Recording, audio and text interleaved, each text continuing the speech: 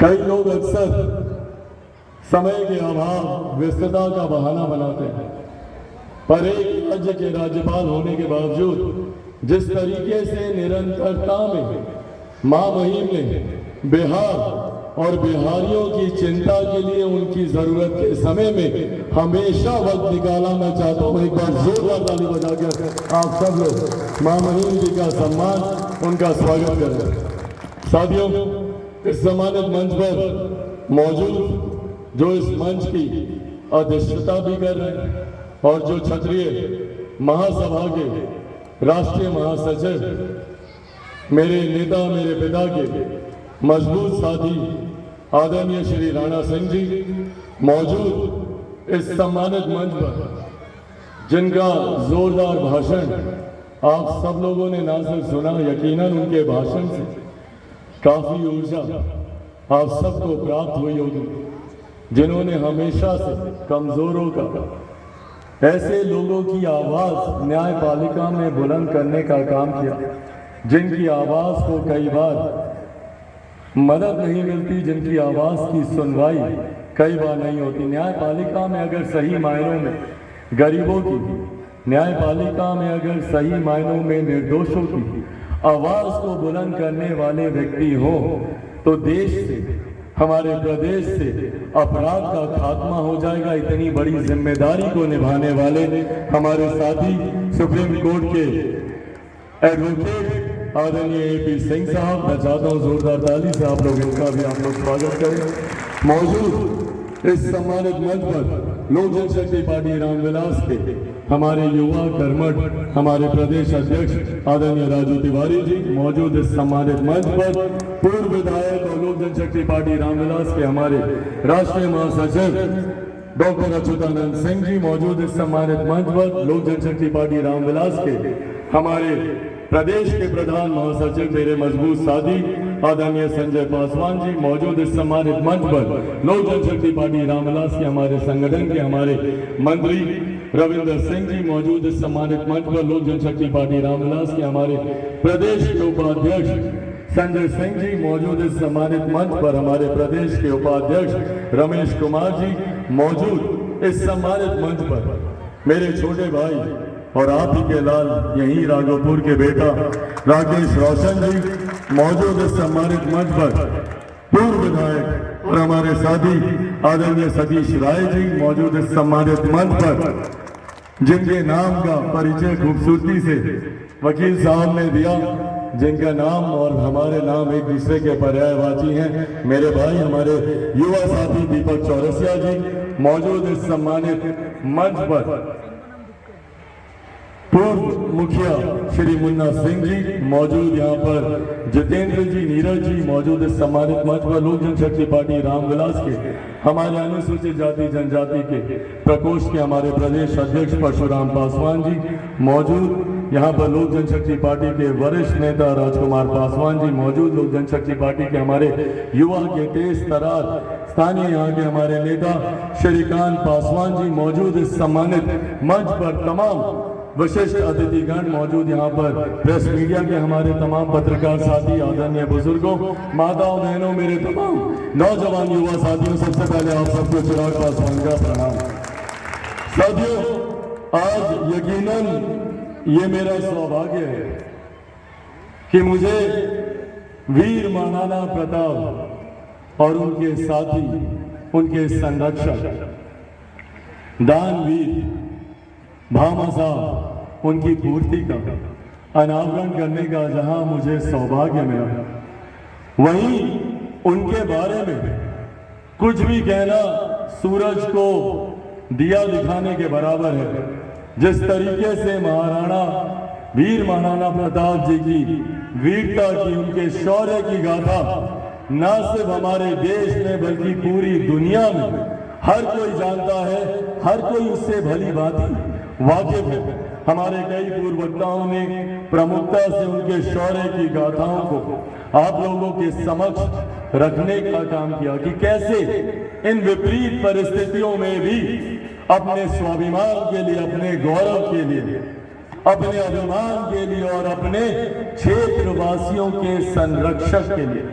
उनकी संरक्षा करने के लिए निरंतरता में उन्होंने संघर्ष करने का काम किया, उन्होंने लड़ाई लड़ने का काम किया। पर इतिहास की इन गाथाओं को क्या इतिहास के पन्नों में बंद रखकर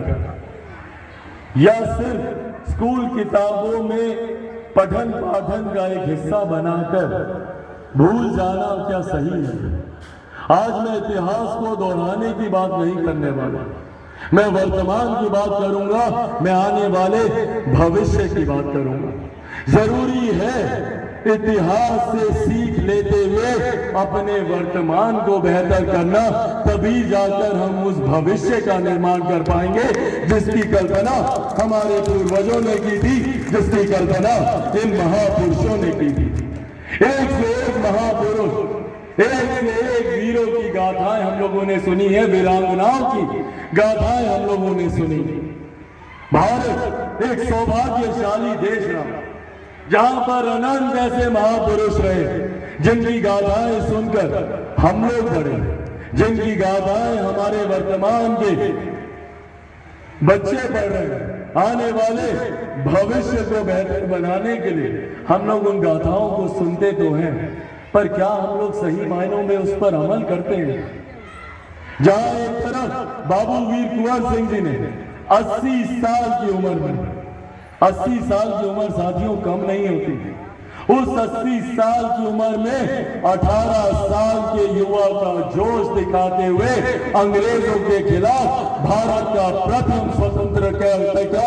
युद्ध लड़ने का उन्होंने काम किया। क्या हम लोग उनको सम्मान देने का काम कर रहे हैं? जिस गुलामी के खिलाफ हमारे तमाम वीर पुरुषों ने, वीरांगनाओं ने, झांसी की रानी हो, छत्रपति शिवाजी हो, जिन्होंने कभी मुगलों के खिलाफ तो कभी अंग्रेजों के खिलाफ, गुलामी के खिलाफ उन्होंने हर जंजीर को तोड़ने का काम किया।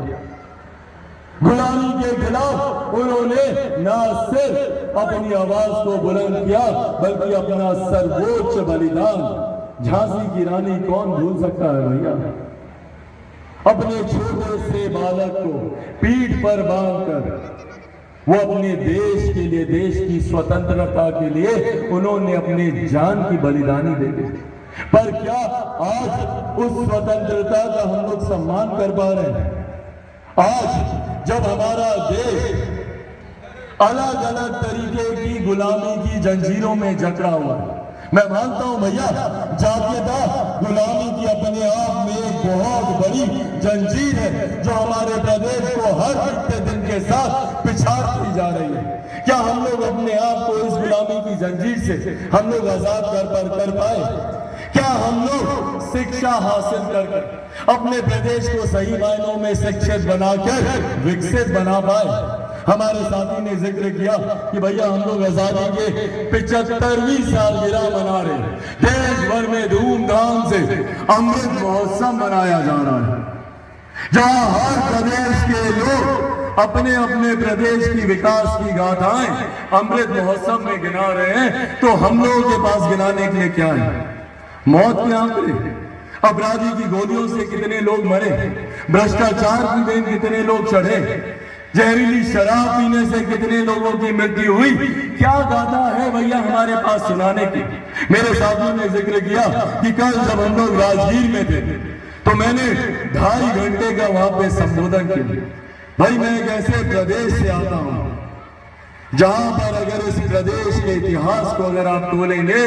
तो 2.5 घंटे क्या 2.5 साल भी कम पड़ेंगे। ऐसा गौरवशाली इतिहास मेरे प्रदेश का रहा है, पर वो गौरवशाली इतिहास आज के दिन में हम अपने प्रदेश पर गर्व करें। ऐसी परिस्थिति प्रदेश में रही, जो प्रदेश लोकतंत्र की जननी रहा,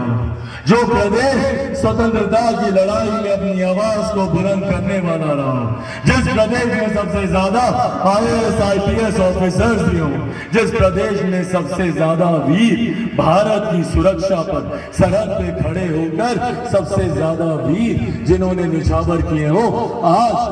उस प्रदेश का जिक्र जब राष्ट्रीय मानचित्र पर होता है तो अपराध को लेकर, भ्रष्टाचार को लेकर, आज भी जब अखबारों की सुर्खियां, नेशनल चैनल्स की हेडलाइन जब हमारा प्रदेश बनता है तो बेगूसराय जैसी शर्मसार घटना करने वाली सुर्खियां हमारे प्रदेश और प्रदेशवासियों का सर झुकाती है। एक तरफ जहां बेगूसराय में अपराधी इतने बेखौफ कि बाइक पर सवार होकर आधे पौने घंटे तक निरंतरता में दनादन गोलियां बरसाते हुए चले गए, बिना इस बात की परवाह किए हुए कि वो गोली किसी महिला को लग रही है, बुजुर्ग को लग रही है, युवा को लग रही है या किसी बच्चे को लग रही है। ये अपराधी इतने बेखौफ हुए कैसे? जहां हमारे महापुरुषों ने अंग्रेजों के दांत खट्टे करने का काम किया, जितने विदेशी हमारे देश में आए उनको उल्टे पांव दौड़ाने का काम हमारे वीर पुरुषों ने किया, और आज उन्हीं के वंशज होने के बावजूद आज हम लोग अपराधी की जंजीरों में हम लोग अपने आप को जकड़ा हुआ महसूस करते हैं। भ्रष्टाचार की देर हम लोग का पूरा प्रदेश चल चुका है, बिहार का। और अगर मैं झूठ बोल रहा हूँ तो आप लोग मुझे टोकिएगा, पर अगर आप लोग सहमत हैं तो अपने स्वर को मेरे स्वर के साथ मिलाइएगा। संभवतः शायद ही बिहार का कोई ऐसा जिला होगा, कोई ऐसा प्रखंड होगा, कोई ऐसी पंचायत होगी जहां पर बिना घूस दिए हुए कोई भी सरकारी काम होता है क्या? बिना घूस दिए हुए किसी का काम होता है? यह सच्चाई है बिहार की।